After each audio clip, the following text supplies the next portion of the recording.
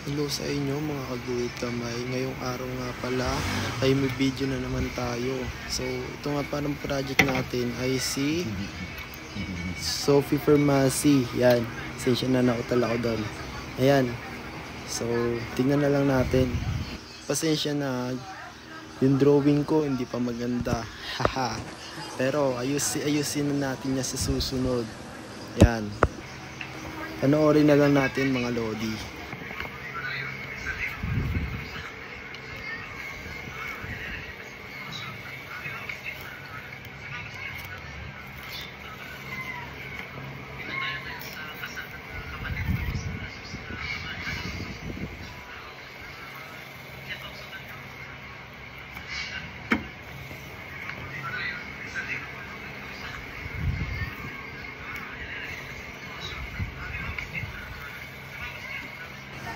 Ito nga pala, patapos na tayo. Yan.